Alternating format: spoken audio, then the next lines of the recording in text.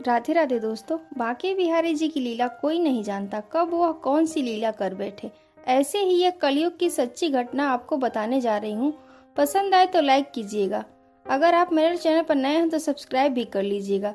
बात आज से 9 वर्ष पूर्व वृंदावन के मोती झील आस्थान के एक वैष्णव ब्राह्मण परिवार की है। एक 15 वर्षीय श्वेतांक नामक किशोर 10वीं की परीक्षाएं देने के बाद अपने नाना नानी के यहाँ छुट्टियां बिताने आया। वृंदावन में वह पहली बार आया था और वृंदावन की महिमा उसने अपने नाना जी से हमेशा से सुनी हुई थी। कोई बाहर से आता तो वे सर्वप्रथम बिहारी जी के दर्शन करने की कहते और कहते, बेटा यहाँ तो जो करे बिहारी ही करे, जाए कि सबसे पहले बिहारी जी के दर्शन करके आओ। जो कछु है सो बिहारी जी ही है। 1-1.5 महीने की छुट्टियां हैं। वह यह सोचकर आया था कि वृंदावन जाकर खूब घूमूंगा, दर्शन करूंगा। लंबी छुट्टियों के कारण घर से भी और कोई नहीं आया था। उसके साथ अपने मामा जी के साथ अकेला ही आया था। यहाँ आने के बाद मामा जी ने उसे बिहारी जी के दर्शन करवाए और वह अपनी छुट्टियों का आनंद लेने लगा।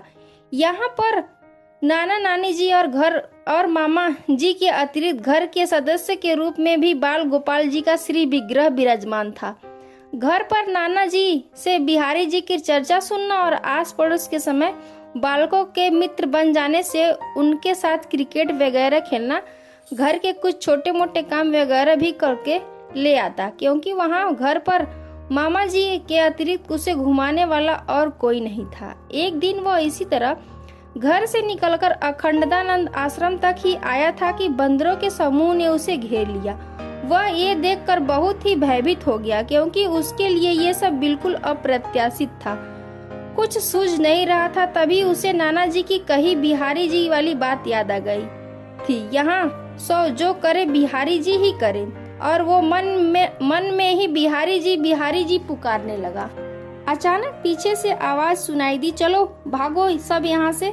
उसने पीछे मुड़कर देखा तो उससे तनिक छोटा हष्ट-पुष्ट एक ब्रिजवासी बालक हाथ में एक लकड़ी लिए हुए सामने आ गया और बोला, डर मत, अब मैं आ गए हो। और क्षण भर में ही सारे बंदर भाग गए। श्वेतांक ने ब्रिजवासी बालक से पूछा, तुम्हें बंदरों से डर नहीं लगता? तो हंसकर बोला, नाय मोए डर नाय लगे। ब्रिजवासी बालक ने पूछा, तुम कौन हो? श्वेतांक ने बताया, मैं तो वृंदावन घूमने आया था, लेकिन कैसे घूमूं? ब्रिजवासी बालक ने कहा, मेरे संग चलो, मैं घुमाए दूंगो। अब वे मित्र और उस दिन वृंदावन के कई मंदिरों के दर्शन करवाने के बाद उस बालक ने अपने पास से ही श्वेतांक को चाट पकौड़ी भी खिलाई और हर तरह से उसका ध्यान रखा। और फिर दूसरे दिन मिलने का समय निश्चित कर दोनों वापस हो लिए। अगले दिन वह फिर वहां पहुंचा तो उस बालक को हाथ में छड़ी लिए हुए हंसते हुए प्रतीक्षा करते हुए पाया। उसके पास पहुंचते ही बोला, तुम्हारी ही प्रतीक्षा कर रहो हो।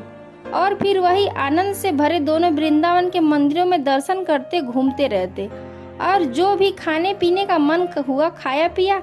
लेकिन प्रत्येक वस्तु का मूल्य ब्रिजवासी बालक ने ही दिया और कई बार कहने पर भी देने नहीं दिया। ब्रिजवासी ने कहा, अरे हमारे वृंदावन घूमने क्यों आए हो, तो तुम्हें कैसे मूल्य देवन देंगे। इसी तरह 4-5 दिन बीत गए और लगभग वृंदावन के सभी मंदिरों के दर्शन हो गए थे। एक दिन श्वेतांक ने ब्रिजवासी बालक से पूछा, तुम पैरों में जूते या चप्पल क्यों नहीं पहनते हो? चलो आज तुम्हारी चप्पलें ले ले। ब्रिजवासी बालक ने जवाब दिया, ओ भैया, बिहारी जी में चप्पल पहन के अंदर नाय जावे, यही ते नाय पहनूं। इन 4-5 दिनों में श्वेतांक ने घर में किसी से भी उस ब्रिजवासी बालक की चर्चा नहीं की थी।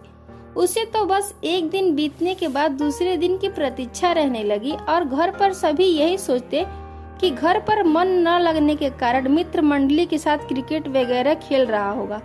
इधर एक दिन घूमते हुए ब्रिजवासी बालक ने हंसते हुए पूछा, अब तो खुश हो वृंदावन घूम के? घर देर से पहुंचने पर नाना जी नाराज हुए कि कहाँ घूमते रहते हो सारा समय। यहाँ सभी से पूछने पर उन्होंने बताया, तुम 4-5 दिनों से उनके साथ नहीं खेल रहे हो, कहाँ थे? श्वेतांक ने जब सारी बात नाना जी को बताई तो उन्होंने पूछा, कैसा था बालक? श्वेतांक ने बताया, 13-14 वर्ष का है, घुटनों से कुछ नीचे धोती और कुर्ता या बगलबंदी पहने, साथ ही एक अंगोछा सा डाले हुए, हाथ में एक लकड़ी लिए हुए। श्वेतांक ने बताया, मुझे पर तो उसने बहुत पैसे खर्च किए, लेकिन पैसे होते हुए भी उसने अपने लिए चप्पलें नहीं ली। पता नहीं क्यों। उसके नाना जी ने उससे कहा कि कल उसे घर पर बुलाकर लाना और उसके पैसे देना। दूसरे दिन वह उस स्थान पर गया, लेकिन उसे वह ब्रिजवासी बालक कहीं नहीं मिला। बहुत ढूंढा पर वह कहीं नहीं दिखा, जबकि उसने पूछने पर बताया था कि वह यहीं पर रहता है। लेकिन अब हर जगह और हर गली में ढूंढने पर भी फिर कभी दिखाई नहीं दिया। आज भी जब कभी श्वेतांक वृंदावन आता है तो उसकी निगाहें प्रत्येक स्थान पर अपने उस मित्र को ढूंढने की कोशिश करती है। बांके बिहारी लाल की जय। जय से श्री राधे कृष्णा। बिहारी तेरी यारी पे बलिहारी रे बलिहारी, हे ईश्वर हमारे हृदय में वो प्रेम भाव भर दो जिससे विवश होकर बिहारी जी हमें भी वृंदावन की सैर करवाएं। फिर से मिलते हैं एक नई कहानी के साथ। जय सीताराम।